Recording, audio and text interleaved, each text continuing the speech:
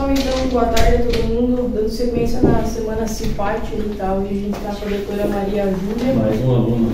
Ela vai conversar com nós um pouquinho sobre hipertensão e glicemia, então é um assunto válido para todo mundo, né? Então a gente vai deixar a palavra com ela aí para ela passar um pouquinho do que isso representa para nós e para a saúde do pessoal aqui, seja motorista, quem está na estrada e nós mesmos aqui também. Então, a palavra é tua. Muito obrigada. Oi, todo mundo. Boa tarde. Boa tarde. Eu me chamo Maria Júlia, então, formei na Universidade Federal de Passo Fundo. A Aline me convidou, então, para a gente fazer essa conversa, né? Eu faço alguns exames admissionais periódicos ali pela Conplan, né? E é uma questão muito frequente que a gente vê, né? Na verdade, é uma doença muito frequente na população geral, né? Ainda mais com o passar dos anos, né? Só que nossa principal preocupação é como isso afeta a atividade laboral, né? Tanto a atividade laboral dos motoristas, né, que é o nosso foco talvez hoje, como qualquer outra atividade, né? A pressão alta e a diabetes são doenças crônicas, tá? São doenças que, a partir do diagnóstico, elas não têm cura, né? Elas têm tratamento e controle, né? E são doenças que a gente pode ter dois fatores de risco principais, além dos secundários. Os principais é a genética, né? Então, se meu pai tem, se minha mãe tem, a chance de eu ter é muito alta, né? E tem os fatores ambientais, né? Qual o estilo de vida que eu levo, né? Se eu faço atividade física, se eu durmo bem, se eu me alimento bem, são os principais. E a gente tem outros fatores também, né? Tabagismo, etilismo, né? Consumo de álcool, consumo de drogas, estresse, né? Obesidade, sedentarismo, isso também afeta muito ali para o surgimento dessas doenças, tá? A pressão alta ela é uma doença que geralmente a gente tem dois tipos, assim, a primária e a secundária, né?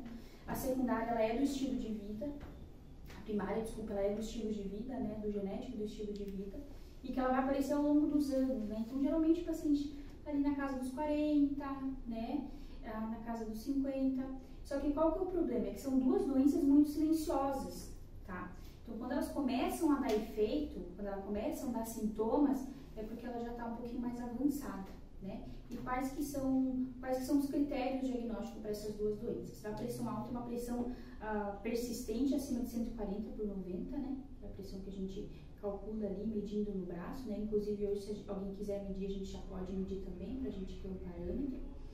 E a diabetes é um pouquinho mais complicado a gente determinar essa glicemia, tá? Mas enfim, a gente determina pela glicemia de jejum, né? Acima de um certo valor. E daí, como é que a gente faz esse diagnóstico? A pressão a gente faz o acompanhamento, né? A não ser que tenha um valor muito alto, isolado. Então, por exemplo, um paciente foi numa crise hipertensiva para o hospital com uma pressão já de 200 por 120, por 150, aí a gente já fecha o diagnóstico, né? E o porquê que a gente se preocupa com isso ser uma doença tão silenciosa, né? Porque no silêncio ela vai causando alguns problemas futuros no nosso corpo, né? Então, as duas doenças podem afetar o rim, né? Tanto a pressão alta quanto a diabetes, podem afetar a visão, podem gerar AVC, infarto, né? Trombose, tudo que a gente vê por aí, que a gente, com certeza, alguém conhece alguém, né? Que já infartou, que já teve um AVC, né? Isso é por causa dessas doenças mal controladas. Posso pedir? A pressão também é genético? A pressão também, tá? Mas qual que é o interessante dessas doenças? É que a gente pode não mexer nessa genética, mas abafar um pouquinho ela com o nosso estilo de vida.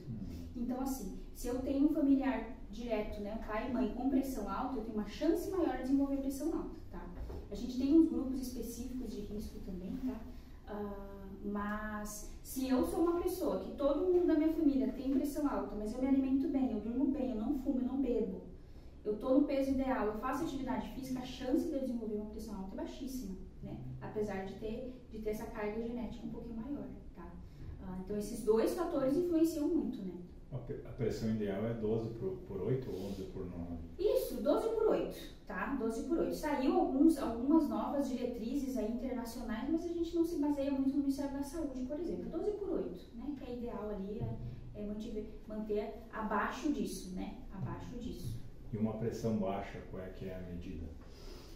Varia de acordo com o paciente, de acordo com o sintoma, tá? Então, se por exemplo, a minha pressão, né? A minha pressão é 9 por 6, geralmente. Mas se a Aline tiver com uma pressão alta, às vezes ela vai passar mal, né? Então depende muito, varia muito de paciente para paciente, se ele está apresentando algum sintoma, né? Isso vai variando bastante. Tanto da prevenção quanto do diagnóstico precoce, né? Porque o diagnóstico precoce a gente consegue iniciar o tratamento e fazer o controle dessa doença, né? E a prevenção a gente consegue evitar que a gente desenvolva, né? Porque uma vez que desenvolveu, é para sempre, né? Mas a gente consegue controlar com medicação e as duas doenças a gente consegue controlar com estilo de vida, tá? Então, atividade física, peso ideal, né? Sono adequado, evitar consumo de álcool, né? De qualquer outra droga também. E porque o descontrole dessas doenças a longo prazo podem causar algum sintoma, algum sinal mais grave, né? Como desmaio. O sono ideal é 8 horas, né? Geralmente sim, depende da idade do paciente, mas a gente se baseia em 8 horas, né? Um sono assim, fazer a higiene do sono, porque também a gente calcula com deitei 8 horas, mas não é um sono reparador, né? Então, às vezes, com 6 horas de um sono reparador, um sono bem dormido, aí às vezes já é suficiente, né? Agora, se é aquele sono conturbado, que você acorda várias vezes na noite, né? Isso aí não é um sono ideal, por mais que às vezes você calculou 8 horas, né? Mas geralmente é esse tempinho, de 6 a 8. Né? Vai passando ao longo da idade, a gente diminui essa quantidade de sono. Mas acho que a gente tem que bater mais na tecla da prevenção, né? E para quem já tem o diagnóstico, do controle da atividade física, da boa alimentação, né? Tudo isso. Mais alguma dúvida? Alguém Hoje, colocando junto, né, doutora? Hoje a gente vê muito em consultório, né? Daí passa conosco, né, o time de enfermagem, a doutora Elisiane, médica do trabalho, a gente avalia todos os casos. E o que a gente vê muito hoje também é a descompensação por, hoje eu estou me sentindo bem e eu vou parar de tomar o remédio para pressão, por exemplo. Está se sentindo bem porque essa pessoa ela vem de um tratamento. Então, nunca interromper sem orientação médica, né? Seja ele a hipertensão, seja ele a diabetes, enfim, nunca fazer interrupção, porque todos os relatos é o mesmo, né? Estava me sentindo bem e parei de tomar os remédios, parei de fazer o tratamento, parou de ir no endócrino, parou de ir no cardiologista. Então, isso é um risco muito grande mesmo. Uhum. E às vezes a gente tem, quando a gente para o tratamento das doenças, a gente tem uma resistência depois do organismo, né? Então a gente tenta reiniciar esse tratamento e é muito difícil. Às vezes é muito difícil alcançar o controle ideal da glicemia, né? Então os pacientes, cada vez que o corpo fica mais resistente toda vez que a gente para de tratar, né? E assim, vocês são novos, provavelmente nenhum de vocês aqui tem alguma doença assim, mas é importante que vocês sejam canais de comunicação também, né? Familiares. Isso, familiar, né? Então, a alimentação tem relação com isso também, não? 100%. 100%. A alimentação... A bebida e álcool, álcool cigarro, coisa, mas a alimentação... Alimentação saudável, com certeza, né? Colesterol, né? Níveis baixos de sal, né? Isso é importante. Para diabetes, carboidrato, né? Então, farinha branca, açúcar. Isso é uma formiga, né? Bebida. E o chimarrão, ele é tranquilo?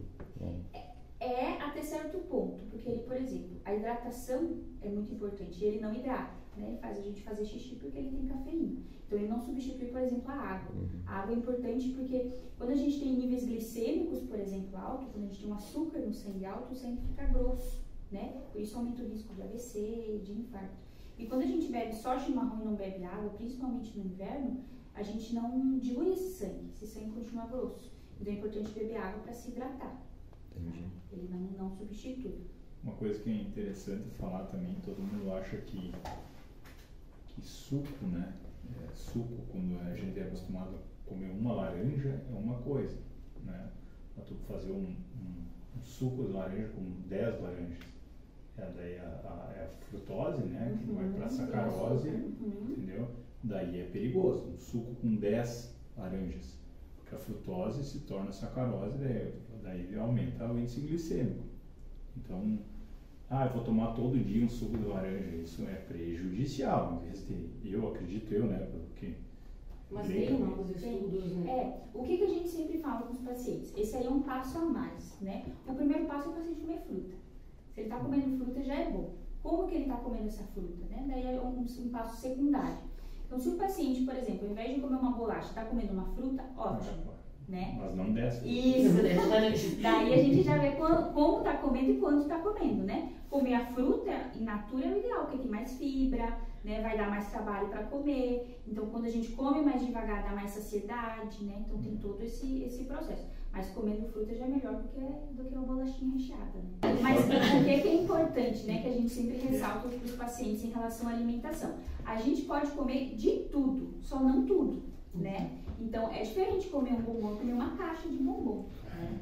Mas falando do chimarrão, tem erva que tem açúcar, né? Tem açúcar, a gente tem que cuidar, né? Tem que cuidar, quem tem diabetes tem que cuidar. Qualquer coisa que tenha, não só açúcar, né? Qualquer carboidrato.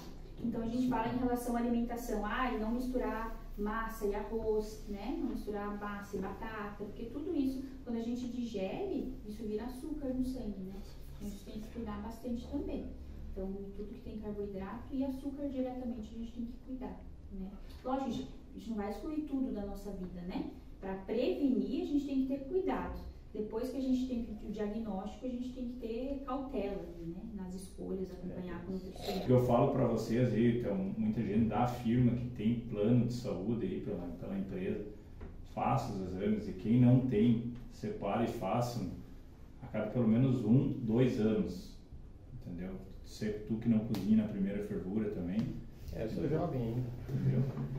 E tem que fazer, pessoal, porque a prevenção é a melhor das coisas. Não adianta. Depois de uma certa idade também fazer anual, né? Não só a cada 2 anos. Isso. Tem gente que mudou o estilo de vida. E o motorista é sedentário que senta no volante ali e fica o dia inteiro sentado, né? As duas vieram dar palestra e tu que estamos conversando, né? Não, mas assim, isso daí que você falou é a mais pura verdade. Por quê? Porque, por exemplo, o motorista ele só para em restaurante, né? Gordura saturada, né? E às vezes esquece remédio, né? Não usa o remédio, não tem horário para usar o remédio, às vezes usa alguma substância para ficar mais acordado, às vezes toma energético com açúcar, café com açúcar, né? E aí tudo vai desregulando, né? Fala em repite aqui, ninguém toma os nomes. Essa já nem passa, né? Meu Deus. Mas é isso, é um acumulado de coisas, né? Vocês verem que eu falei que não é um fator isolado, né? Nunca é um fator isolado que gera doença crônica, né? É um conjunto de fatores. E o que é que a gente está somando na nossa vida que pode gerar isso, né? A gente tem no Ministério da Saúde protocolos, né? A gente segue protocolos ali de prevenção de rastreamento, né? De acordo com as idades. Quando que a gente pesquisa diabetes no adulto? Quando que a gente pesquisa câncer de colo de útero na mulher? Tudo isso a gente pode conversar com vocês depois, né? Porque assim, se vocês forem no postinho, por exemplo, a gente vai seguir protocolos para pedir os exames ali, né? Mas se, por exemplo, minha mãe é diabética, eu tô com sintomas, por exemplo, de diabetes, né? Sede excessiva, cansaço excessivo, sonolência, né? Podem ser sintomas de diabetes, né? E aí, conversando com o médico, que aí a gente pode pedir alguns exames, né? Então é sempre importante conversar com um profissional, né? Porque é importante não pesquisar sintomas no Google, essas coisas, né? Porque, enfim... Procura, tu já... Tá com câncer, tá com câncer terminal já tá pela bola 8, né? Não. Então, é importante sempre procurar um profissional para conversar, né? Isso é importante. Tanto antes quanto depois, né? Dos diagnósticos, né? Isso é importante conversar. O que é importante também falar, né, doutora Aline, o negócio da glicemia, da hemoglobina glicada, né? Entendeu? Porque a glicose, ela... Tipo, minha mãe ficava 15 dias sem comer chocolate e ia fazer o exame de glicose. Vai que como eu tô bem, né? Mas a hemoglobina glicada, ela dá 90 dias, se não me engano, né? É assim, ó, são exames, na verdade, que a gente pede geralmente para pacientes que já têm um diagnóstico, né? Para o paciente normal, assim, vocês que não têm nenhum problema de saúde. Então, a gente vai fazer a glicemia de jejum, né? Que ela é padrão, ou pode ser a capilar, pode ser a da vezinha ali que a gente faz. Ela vai dar um valor de referência, né? Acima desse valor, daí a gente já começa a pensar em diabetes, a gente pode repetir, ou muito acima a gente já dá o diagnóstico. E a hemoglobina glicada, ela vai pegar a célulazinha do sangue, que é a hemoglobina, e ela vai calcular, ela tem uma meia-vida que a gente chama, ela morre em 120 dias, né? E daí ela vai pegar essa hemoglobina e vai calcular em 90 dias quanto que estava a sua glicose, como se fosse fazer uma média, assim, né? Então, às vezes o paciente fala, ai, doutora, o padrão dela é 5,5%, 5,4%, tá? Que é uma pessoa normal. E às vezes o paciente chega com ela em 12% e fala, não, porque um dia antes eu comi muito bolo. Eu falo, olha, não adianta muito, né? Porque não adianta esconder porque ela é de 3 meses, né? Então, mas esse padrão é mais para pacientes já diabéticos, tá? Então, a gente se baseia aqui em glicemia de jejum mesmo. Isso aí. Que é o que a gente faz, né? Deu nos motoristas, por exemplo, que é o que faz a glicemia hoje no campo de vocês, né? Fez a glicemia, deu alterada. Repete-se ela novamente e pede um jejum um pouquinho mais prolongado, porque às vezes não fez, né, o jejum de acordo com a recomendação. Deu alterado de novo, às vezes dá até mais do que deu lá na primeira vez. Aí a gente solicita uma hemoglobina glicada. Deu a hemoglobina glicada, o Vini já me liga, né? Vamos ter que colocar para rodar. Mas não dá, gente. Tem que passar, tem que fazer tratamento, tem que estar... O endocrinologista, que é o médico especialista da diabetes, tá? Ele tem que dar o aval, tá? Porque a Maria pode dirigir o caminhão, eu estou avaliando que ela pode. Tá? Um exemplo mais no ramo de vocês. Isso, e a diabetes, principalmente a diabetes, ela pode dar a retinopatia diabética, né? Que é destruir a retina, da parte onde a gente enxerga. Então, às vezes, o diabético ele tem que fazer acompanhamento mais seguido, né? Do oftalmologista, justamente porque ele para de enxergar, porque o paciente fica cego mesmo, né? Então, a diabetes, ela destrói diretamente ali a retina. É mais um risco de ter essa diabetes descontrolada. Esse paciente, eu tô com a glicemia de jejum de 300, não tô sentindo nada, tá 100%. Ótimo. O rim está sendo destruído, o olho está sendo destruído, o cérebro está sendo destruído, está tudo sendo destruído por dentro, mas aos pouquinhos, né? Então, uma glicemia de 300 num dia não vai dar nada, mas todo dia dá alguma coisa, né? Futuramente dá alguma coisa. A gente fala de alimentação, né? Eu acho que o principal descontrole atualmente da população é a compulsão, né? É comer, comer, comer e querer comer. A diabetes, como sintoma por si só, ela vai dar sede porque o sangue está grosso, né? Então, o corpo pede mais líquido.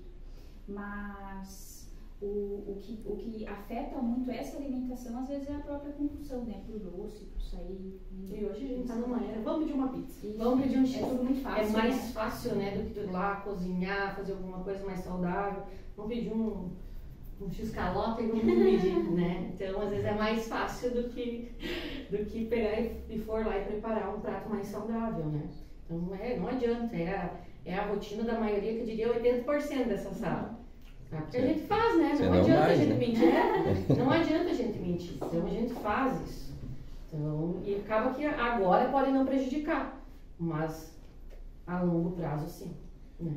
Hoje vocês estão bem, saudáveis. Mas lá na frente isso pode repercutir. Então a gente tem que cuidar. Tem que cuidar bastante. Agora aproveitando, não sei se é mito ou não, e o tal do AS infantil, ele afina o sangue? A gente não tem mais indicação de usar, tá? Não é para usar assim. A gente tem indicações muito específicas de alguns pacientes, né? A gente faz em conjunto e usa por um determinado período de tempo, assim, mas não... Se tem em casa, pode jogar fora. Eu tomava minha marido, né? Qual que era o doce do A avó dava, né? A minha também me dava. É um problema. Não pode usar. Ele é um antiagregante plaquetário, na verdade, né? As plaquetas, elas... Ele vai organizar o ciclo das plaquetas ali, né? Só que, por exemplo, se o paciente usa sem indicação uma S e precisa fazer uma cirurgia de emergência, é um paciente mais complicado, porque ele pode ter um sangramento, né? E tem o ácido acetil salicílico que, por exemplo, para mim, ele não faz bem. Esse. Ele tem a composição do S, né? O vinagre também afina o sangue, né? Não. Ou não tem nada a ver? Não. É mito? É. Mas o vinagre orgânico, tem, é que a gente escuta agora muita coisa na internet, né? Mas ele é um pouquinho bom pro colesterol, né? Eu também não. Qual? O de maçã, eu acho, né? O de maçã, às vezes o de uva ali, mas tem que cuidar também, né? O índice alcoólico grande ali. Não, mas eu acho que a nossa parte é isso. É isso.